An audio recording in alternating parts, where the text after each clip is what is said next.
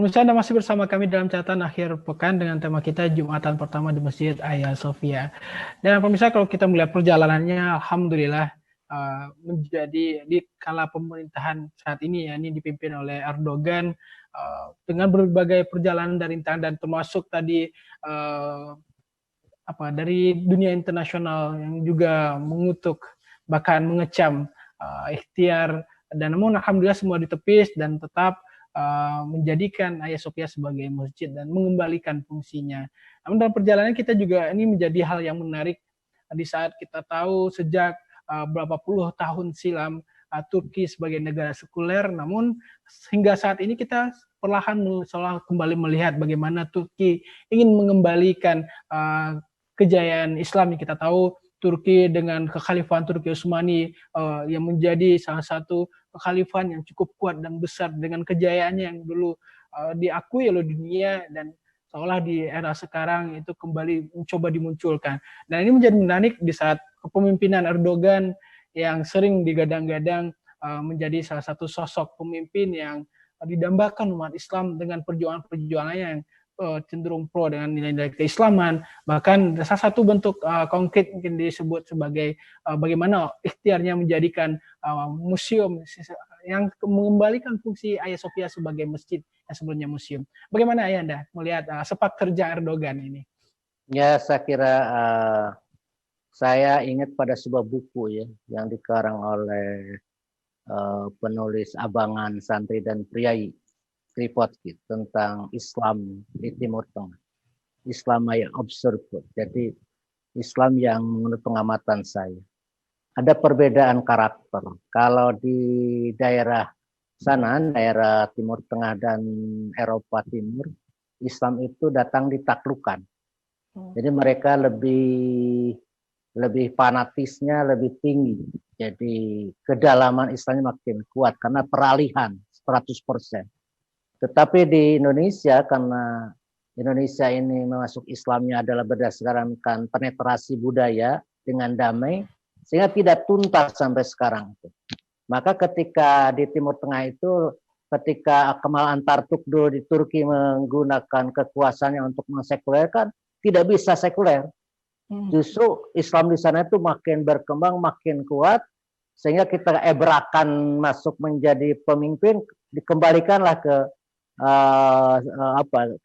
pemerintahan Islam, dan Erdogan pun menjadi pelanjutnya dari ebrakan itu. Erdogan itu menjadi pemimpin yang cukup menjadi kebanggaan rakyat Turki karena kedisiplinan, konsekuensinya, dan juga sangat berpihak kepada kepentingan syariat Islam itu.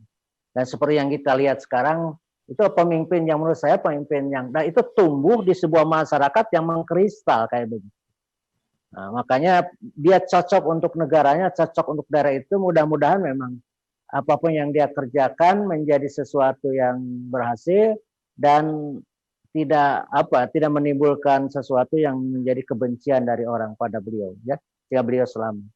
Tetapi saya sangat pesimis kalau melihat kondisi bangsa kita, ya, karena pemimpin-pemimpin yang itu seperti siapa gitu, sampai hari ini itu kita belum muncul calon pemimpin yang betul-betul konsisten, konsekuen, yang memang cara pandangnya keluar dari, kalau Erdogan kan seorang akademikus, ya, akademisi, politisi, sehingga dia berpolitiknya politik betul-betul politisi yang mumpuni gitu.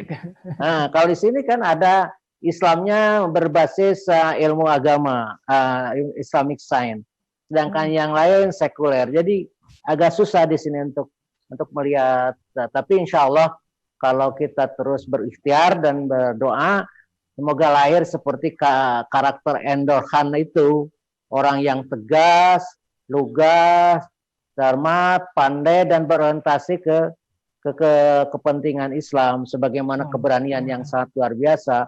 Sekarang itu mengembalikan Ayodhya itu bukan langkah yang kecil, itu langkah besar. Itu bisa seluruh dunia non-Muslim itu benci kepada dia itu.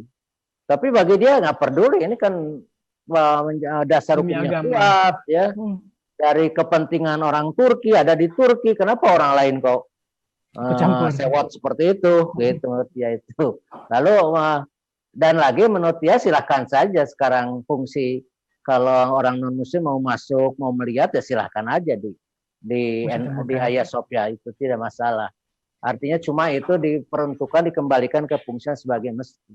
Saya kira kita mendambakanlah orang seperti dia itu yang punya karakter santun ya, tapi tegas. Bayangkan aja sampai dia mau mencari anak yatim yang mau bertemu dengan dia, terus di jalan orang yang mau bunuh diri dari jembatan menjadi ternyuh ketika dia menjemputnya dengan mobilnya. Saya kira suatu perilaku dan kesantunan yang orang yang sobirin, sodikin, yaitu konitin, terus munfikin dan mustagfirin, komplit dia itu sebagai pemimpin yang ideal bagi komunitas Muslim itu. Saya kira itu. Dengan keputusan yang diambil oleh Presiden Erdogan dan ini menjadi di saat umat Islam menerima kabar gembira telah kembalinya Masjid Hagia Sophia sebagai masjid, namun muncul lagi harapan yang telah lama kita tunggu-tunggu dan semoga ini menjadi mampu mengiringi langkah dan harapan umat Islam di saat kita tahu Erdogan merupakan salah satu pemimpin di dunia Islam yang cukup diperhitungkan. Ini berkaitan dengan Al-Aqsa ya. Semoga bagaimana kita bisa mempertegas perjuangan terhadap Palestina dan mengembalikan Al-Aqsa sebagaimana fungsinya. Seperti apa tanggapannya Indah? Ya, saya kira kita optimis lah. Kita berdoa kepada Allah. Semoga langkah awal Erdogan mengembalikan Hagia Sophia itu, Hagia Sophia atau Hagia Sophia kalau gitu menjadi awal dari semangat untuk membebaskan Masjidil Aqsa dari kekuasaan Israel. Tapi itu juga sangat mungkin yang besar. Perlu perjuangan yang sangat besar dan dukungan dari seluruh umat Islam dunia. Tidak mungkin Erdogan sendiri atau Turki sendiri berani seperti itu. Tetapi kita harus juga ada dukungan-dukungan politis, dukungan-dukungan kepentingan itu untuk supaya apa yang diitukan. Oleh karena itu menurut saya himbauan kepada kita, mari kita satukan langkah untuk mendukung siapapun pemimpin Islam yang berani untuk mengembalikan kejayaan Islam. Jangan sinis kita itu, jangan menyebut-nyebut tidak toleran atau itu konsep toleran dan intoleran bukan begitu. Saya kira jangan mengajari Islam toleransi ya. Semua pemimpin Islam itu mengerti tentang toleransi. Saya kira tidak boleh begitu. Kita harus dukung lah.